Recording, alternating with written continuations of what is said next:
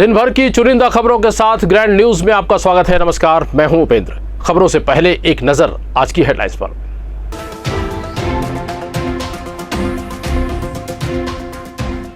बड़े किलेपाल में गंदा पानी पीने को मजबूर हैं ग्रामीण। जिला पंचायत के सीईओ से मिलकर की समस्या से छुटकारा पाने की शिकायत। यातायात विभाग ने अभियान चलाकर शहर में खड़ी अव्यवस्थित वाहनों पर की चालानी कार्रवाई। ओवरलोड वाहनों पर गिरी गाज। लालबाग में चल रहे फुटबॉल टूर्नामेंट में वाईएफसी का मुकाबला सिरसा रेलवे से। वाईएफसी ने जीता मैच।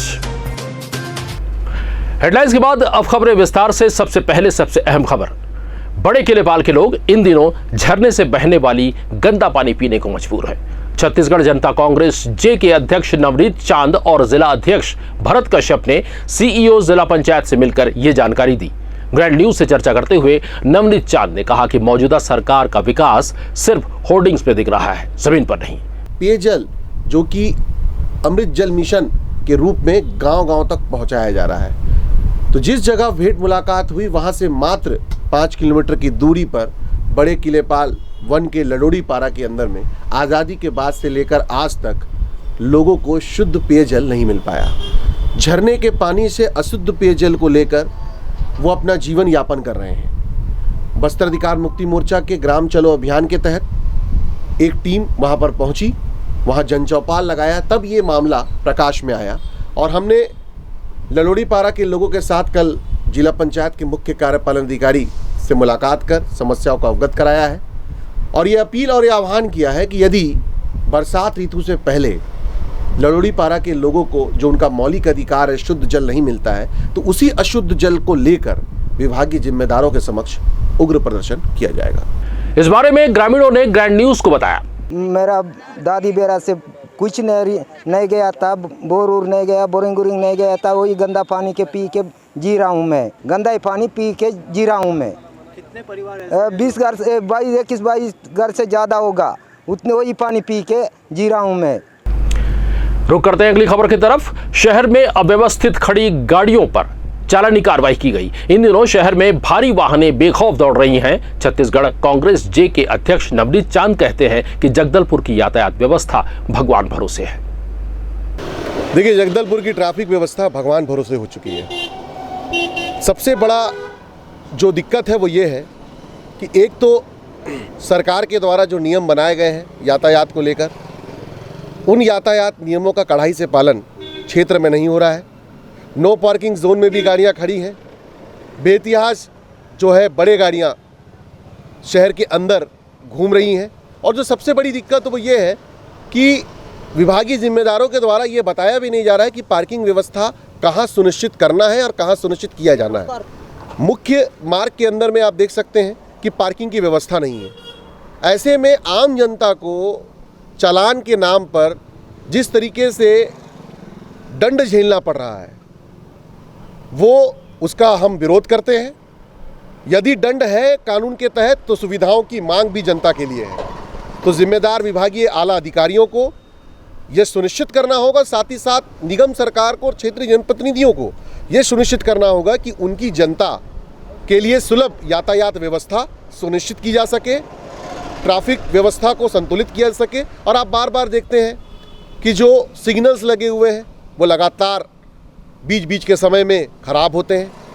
तो इस तरह की व्यवस्थाओं पर जो है अंकुश लगाने की आवश्यकता है और बस्तर अधिकार मुक्ति मोर्चा और जनता कांग्रेस छत्तीसगढ़ जे विभागीय आला अधिकारियों के संज्ञान में विषय लाएगा और जनता के हितों में और जनता के जो अधिकार हैं उन अधिकारों को लेकर उनसे चर्चा करेगा और बस्तर की यातायात व्यवस्था को सुलभ करने की मांग रखेगा। अगली खबर, शहर में पाइपलाइन बिछाने को लेकर जगह जगह गड्ढे खोद दिए गए हैं और पाइप शिफ्टिंग सही ढंग से नहीं होने के कारण व्यवसायियों का व्यवसाय पर बुरा असर पड़ रहा है। दुकान है, आज विगत 4 दिन से मैं पीड़ित हूँ। उसके बावजूद भी मैं शासन का सहयोग कर रहा हूँ कि काम सही ढंग से होए और होने के बाद उसको कम से कम चालू रोड है, अच्छा से पिचिंग विचिंग का काम होना चाहिए ताकि आए दिन तकलीफ ना आए किसी को। पिछले 4 दिन से हमारा लाइन पूरा बंद है, पाइप लाइन का ना पानी आ रहा है ना कुछ आ रहा है। टैंकर सुविधा किया गया है, टैंकर से ही पानी पूरा क्या लग रहा है, क्या हो क्या रहा है? बताने के हिसाब से तो बता रहे हैं लोग कि हो जाएगा पिछले 3 दिन से ही सुन रहे हैं, अभी तक तो कुछ हुआ नहीं है। और आज भी काट के देखो, आपके सामने पाइप रखा हुआ है, देखो क्या करते हैं। आज शाम तक देखते नहीं हुआ, फिर कल आगे सूचना अधिकार दिया जाए। जिंदगी से जूझ रहा बेसहारा परिवार मूलभूत सुविधाओं की उम्मीद में जिला कलेक्टर से मिलने पहुंचा। बीजेपी नगर मंडल अध्यक्ष सुरेश गुप्ता और उनके साथी ने इस दिशा में सराहनीय कदम उठाया है। देखें एक रिपोर्ट। बेसहारा आदिवासी परिवार जिनका पूरा परिवार जिंदगी की जंग लड़ रहा है, ऐसे परिवार को नगर मंडल अध्यक्ष सुरेश गुप्ता और उनके साथी कलेक्टर से मिलवाने कलेक्ट्रेट लेकर आए। कलेक्टर परिसर में बलराम नेता जमीन में सरकते हुए कलेक्ट्रेट कक्ष की तरफ बढ़ने लगा, तब सारे अधिकारियों के कान खड़े हो गए। महिला समाज कल्याण विभाग की उप संचालक महोदय जब यह दृश्य देखा तो तत्काल व्हील चेयर मंगवाकर बलराम नेताम को उपलब्ध करवाया। सुरेश गुप्ता ने बताया कि बलराम नेताम का पूरा परिवार गंभीर बीमारी से ग्रस्त है। ये विषय आया, वो भी एक आदिवासी परिवार का। हम इस परिवार से मिलने के बाद एक मानवीयता के आधार पे उसी दिन से हमने नवीन नेताम की दवाई की व्यवस्था, इनके राशन की व्यवस्था और इसके साथ साथ नैना नेताम को कैंसर से कैसे राहत मिले, चूँकि वो बीपीएल कार्ड धारक है, उनके पास आयुष्मान भी है, बावजूद प्रशासन का कोई किसी प्रकार की कोई मदद उनको नहीं मिल पा रही थी। ऐसे में सुषमा विंग्स के माध्यम से हमने संपर्क किया, उनके माध्यम से बायोस्कोपी हुई। बायोस्कोपी होने के बाद उनको कैंसर का ट्रीटमेंट, प्रारंभिक ट्रीटमेंट प्रारंभ हुआ है। कलेक्टर साहब के संज्ञान में लाने के बाद जब कलेक्टर कार्यालय ले गए तो व्यक्ति इतना कमज़ोर हो चुका है, चल नहीं पा रहा था, स्ट्रेचर नहीं थी, वो जब घसीट के आ रहा था तो वहाँ के अधिकारियों ने देखा और सबके कान खड़े हुए, तत्काल इनके लिए व्हील चेयर की व्यवस्था हुई। बलराम नेताम 1 वर्ष पहले दिव्यांग हो गए थे।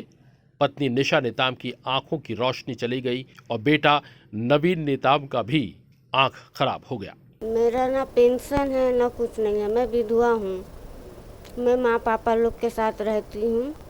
मैं कमाने जाती हूँ, घर काम वो भी बंद हो गया है। मेरा कैंसर हो गया है तो मना कर दिए हैं, मत आओ बोल के, घर ही में रहती हूँ। विधवा बहन को कैंसर हो गया और विगत 3 माह से सुरेश गुप्ता और उनके साथियों के द्वारा उनके इलाज और उनके अनाज की चिंता की जा रही थी। नैना नेताम को कैंसर होने के बाद सुषमा विंग्स कैंसर केयर के माध्यम से कैंसर का प्रारंभिक इलाज हेतु बायोस्कोपी टेस्ट हुआ। ये परिवार वर्तमान में किराए के मकान में रहते हैं। शहर के लालबाग में चल रहे फुटबॉल प्रतियोगिता में कल के मैच में YFC ने सिरसा को 5 गोल से हरा दिया। 45 वर्ष के ऊपर के खिलाड़ियों के लिए आयोजित इस प्रतियोगिता में काफी संख्या में लोग आ रहे हैं। इस मैच से भूतपूर्व खिलाड़ियों में ऊर्जा और जोश देखते ही बनता है। मैं राजीव विश्वकर्मा, अपनी कमेटी का संरक्षक, और इसकी जानकारी मैं आपको दे दूं कि ये बहुत दिनों से विचार किया जा रहा था कि बुजुर्ग नहीं कह सकते, लेकिन फिर भी एक प्रकार के फुटबॉल के लिए बुजुर्ग ही हैं और उनके लिए कुछ हमारी कमेटी करे।